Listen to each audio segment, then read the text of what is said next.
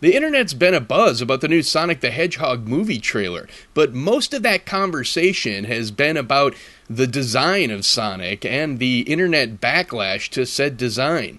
But I wanted to take a deeper look at the trailer specifically through the lens of an old school 90s gamer whose first system was the Sega Genesis. That's coming up next on The Art of the Trailer.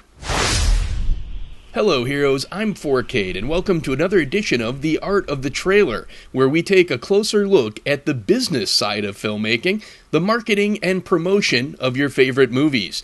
Technically, the first video game console I ever had was an Atari 2600, but basically it was the family video game. It wasn't until I was in high school in the 90s that I saved up my money and bought my first real video game system I could call my own, the Sega Genesis. And I wasn't even really a big fan of the cartoonier video games, but Sonic was a crossover classic. It was popular with everyone, and so I can remember, to my surprise, days when we'd have friends huddled around taking turns playing this one-player game, Sonic the Hedgehog.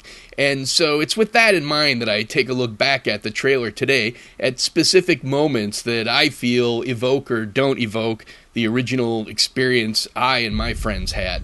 So the trailer starts with a little bit with Sonic speeding by a cop, blowing his radar detector out practically, and it was a little jarring seeing live-action people at first. Obviously this is he's set in the real world, and that's a little bit of an adjustment, especially if you're a fan of the original games. And then we see him go back to his lair, and I like the little notes in that scene too. You see him walking by tons of burned out running shoes that he has. You see that old school cassette player, and then Gangsta's Paradise kicks in. Not really the song I would have chosen probably, but I gave it a pass because it still has that retro 90s feel to it. Okay, and here's where we get our first look at Sonic. Now, I thought it was a little weird myself, but I was not quite as negative as most of the internet's been. I knew they were going to have to make adjustments to bring it into the real world, but I do agree that some of the complaints about the design are pretty valid. And I thought it was pretty funny how one that I specifically agreed with was about the mouth, and I thought it was hilarious. Someone on the internet fixed the smile. That totally reminded me of the big Brie Larson controversy from the Captain Marvel movie about her smiling and how they fixed her smile too. So I thought that was pretty funny, but I'm glad they're changing the design. I'm not going to get really too much into that since everybody's talked that to death. But again, I like the little character beat that they're playing with there, how he's stretching and getting ready to run and everything. Just seeing Sonic the Hedgehog stretching before running was, I thought, hilarious. I know it's just a small little thing, but still, I thought it was funny. And we get our first look at Jim Carrey as Robotnik. First of all, I thought that was a funny scene, a little bit goofy, a little corny, which, is not out of line for a Sonic movie. But at this point, I'm thinking, Jim Carrey, okay, he's pretty much always funny, so, he's going to deliver some humor, even if this movie is bad. But all these pluses are starting to mount for me, because I'm like, Jim Carrey, that's a plus, definitely. Loved seeing him in Kick-Ass 2. Really have high hopes for what he does here. I don't know if it will be good, but you're going to get some enjoyment out of it, at least a little bit. And then we see our first real action shot with Robotnik's truck pulling up behind the heroes and attacking it. Right off the bat, I love the design of Robotnik's truck, those stark blocks of black and white with the orb in the center. It totally brought me back to Robotnik's first airship from the first Sonic. And then you see Sonic leap out of the car into action in a shot that you might see in an MCU movie. I was like, whoa, they're actually trying to do some good action in this.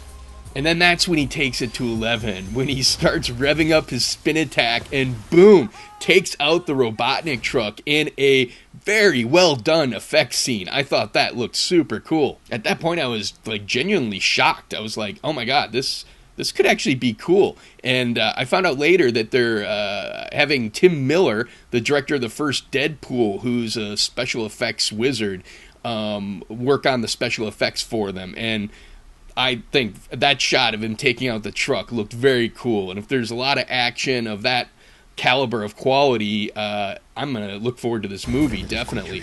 So we race off into a montage of action scenes, a couple cool things, not much, it's just a lot of quick cuts, but then I'm like, what the hell, did he just throw a ring to warp those people away? No way, I couldn't believe that.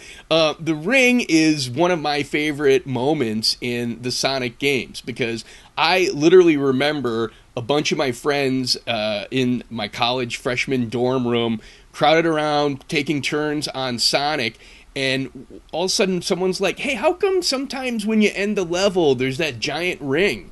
And I think my turn was next, and we still didn't know that it was because if you collect enough rings you get the potential or the opportunity to do the warp rings. It was my turn next, and when I was speeding to the end, I just on a lark jumped into the ring to see if anything would happen, and then boom, we get transported into the warp zone.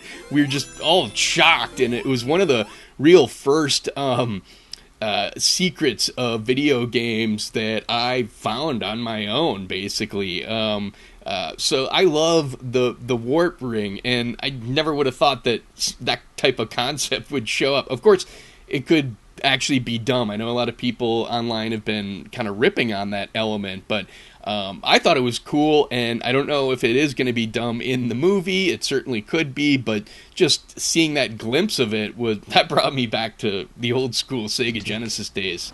So at this point, I'm just loving the callbacks, and then we get a biggie. Every hero has a Genesis. I laughed out loud when I saw that. That was awesome. The Genesis itself gets its own callback. And then at the last second, we get one more look at Jim Carrey, who's now full-on Robotnik. Bald head, huge mustache. Frankly, he looked awesome. I love that. I mean, I didn't know that they were going to build to that when we first see him earlier. I'm like, okay. But once they show that final shot, I'm like, dude, I'm on board with this movie. I think I'm actually looking forward to it now. I will have to say, I didn't expect much. I was expecting nothing, really. I was completely uninterested in this concept when I first heard of it, just because it seemed like something that they were not going to do right. There's a weird character adaptation from a video game like that. It's something that has so many challenges to pull off and to make it a good movie with good characterizations, but still true to the gaming experience that made Sonic popular in the first place. And so I wasn't expecting anything or really wanting anything from the movie. So I guess you could say my expectations were so low that it exceeded them, but, it would be pretty easy to do so. But still, I mean, that action shot of taking out Robotnik's truck really gave me confidence that Tim Miller's going to pull off some cool visuals in this. And so I came out of the trailer, I mean, it worked for me. It did exactly what it should do, which is got me more interested. I still fully expect a high possibility that the movie's going to be a train wreck. So I'm not saying it's a good movie, but in the art of the trailer, we just are analyzing the trailer and its art and craft and what it did. And in this case, I'm focusing a little bit more on the content than the form and craft, as I would normally do, but that's because how this trailer affected me was through that lens of being an old school Sega Genesis gamer and hitting a bunch of those notes and callbacks just right, it seems to me. Taking it seriously, it seems to me. And, frankly, I'm glad that they're going to do a redesign on the character. When they announced that, I thought, that is cool. That's right. This is an animated movie. There's still time to do that. It's probably going to be a big pain in the ass and cost a little bit, but it's totally doable. So if it wins back some of the fans, that'll be, some time and money well spent. So, it's a goofy concept, but the trailer looked fun to me, and sometimes I don't need a movie to be fantastic in every element of the filmmaking process. Sometimes I'm good if it's just a fun movie. So that's what I'm looking forward to for Sonic. Hopefully we'll see more footage coming out soon, but I have to say, I may be an outlier on the internet, but I thought the trailer was good. Thanks so much for watching. If you like the video, please like or subscribe. Check out our others, and we'll see you here next time, hopefully, on Hero Journalism.